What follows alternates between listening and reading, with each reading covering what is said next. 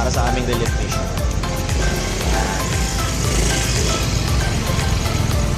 So ito yung mga ginagawa naming charity rides para sa ating mga kababayan na nasalanta ng bagyo sa Cagayan. Pak Oscar. Yung punta namin sa Cagayan. Ito yung aming Vice President. Vice President yan. Yan. Yan sila lahat. So, live ba yan? Live?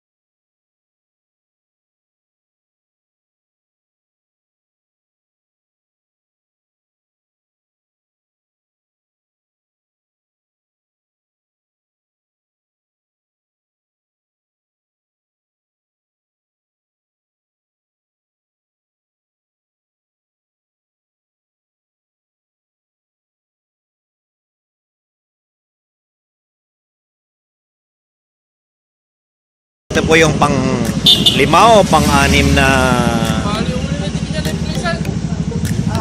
Pang-anim na stopover namin. Dali mo ito, Price. Nabali uli na. Tumaw! Pakinggan mo yung kay Price. Ha? Parang drumstick na yun. Kailangan ko ba? Kung minsan, ang aming mga kabayo, para din tao yan na napapagod. Tulad itong isang motor na to, medyo iba na yata ang tunog. Dito ulit. Ito. Dito ito.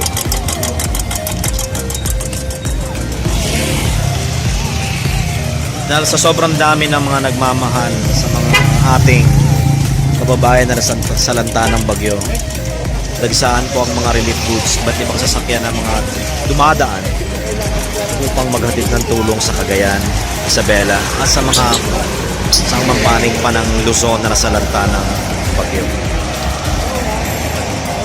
Dahil nasira ang sasakyan ng isa sa mga aming kasama, ang aming relief mission papuntang Cagayan ay medyo naantala.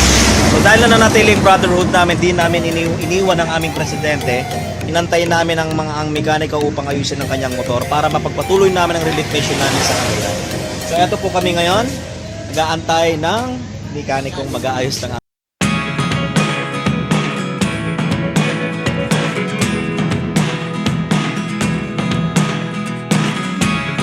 Never really know what's going on.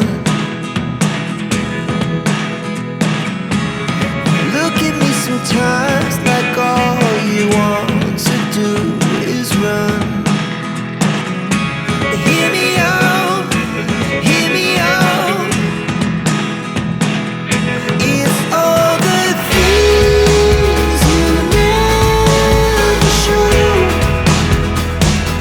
There are the things I want to know. Secrets start in your heart so slow. But if you don't wanna tell me now, I guess I'll never know. Losing almost all. Usa na po ang mag-aayos ng motor.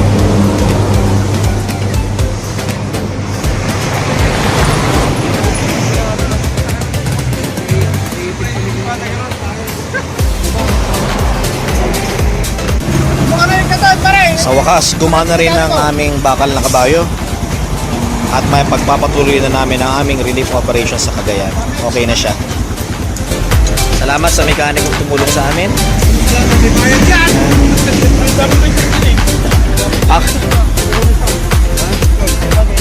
Mayroon ka mga bagay. Mga bagay na. Ah.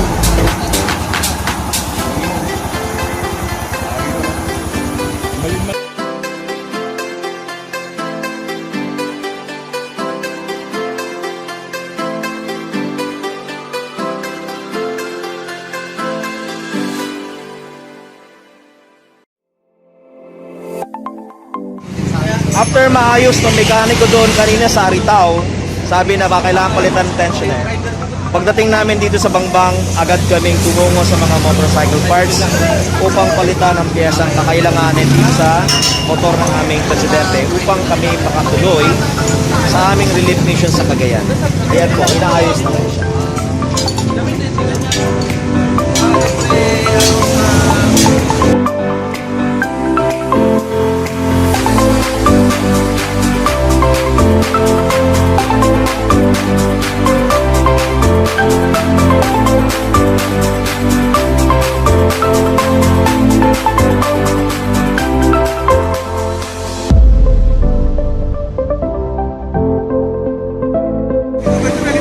Siyempre dahil pagod, stopover uli kami.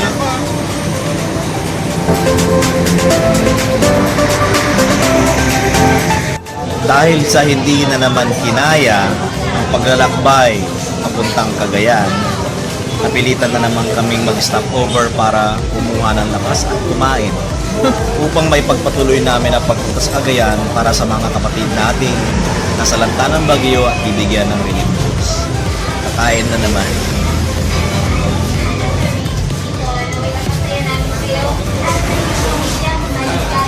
Kaya yung mga kasama ko nakukuha ng lakas sa biyahe. Kapag ilan ng stopover para makarating lang ng Cagayan.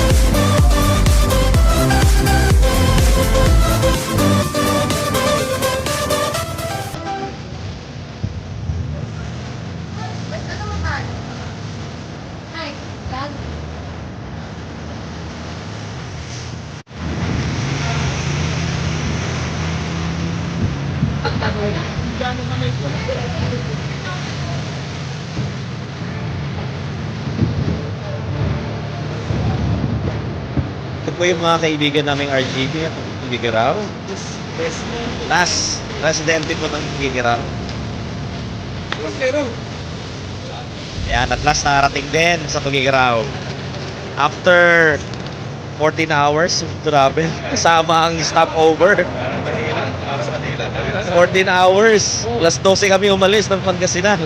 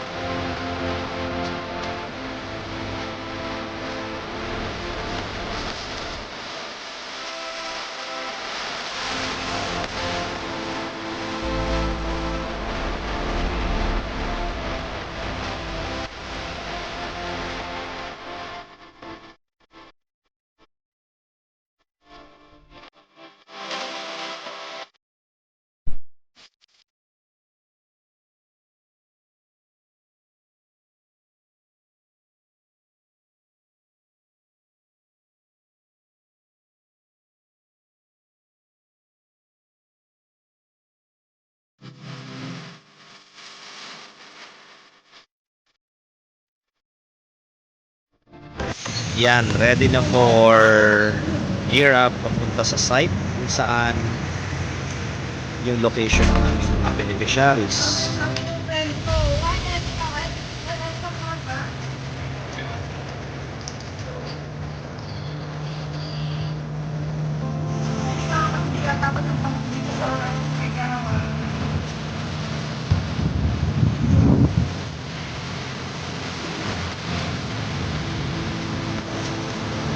Makikita nyo po na itong kalsadang ito ay halos tubig lahat ang laman at wala talagang makikita maliban sa tubig. Pero ngayon okay na po siya. So salamat po at hindi na po siya katulad ng dati na punong-puno ng tubig. At nagsisimula na pong magsilabasan ang mga beneficiary po namin dito sa Amulong Rest.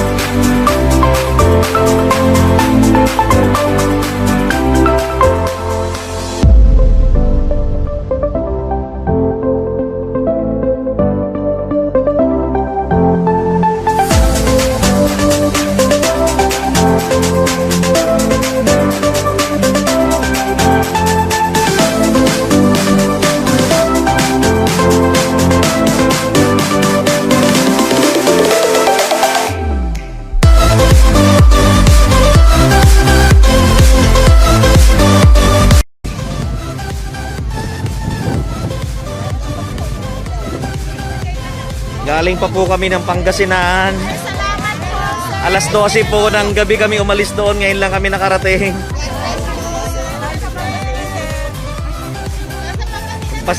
Sa iba't ibang part po ng Pangasinan.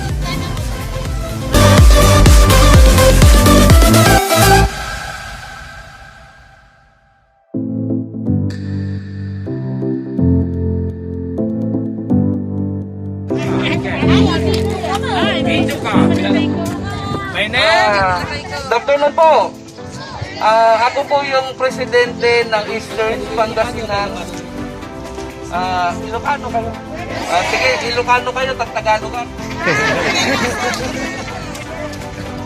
Pagpasensyahan nyo na po, nangyaman dahil din na kaya, may intulot. Although nagkaberya kami tinalan, hanga naka-laptop na yay. Oras kami nga sumangbot. Ito may nagtuloy kami. Pagpasensyahan nyo talot ako, nangyaman din na kayanan may makagapokin ni Apo Presidente Ito Igaraw, chapter. Iso Apo, pagpasalamatan nyo. Eh, dito. Masalamat dito kayo sa presidente po siya ng Pangasinan chapter po. Alcala po, Pangasinan na po kami galing. Alas 12 pa ka po kami galing doon.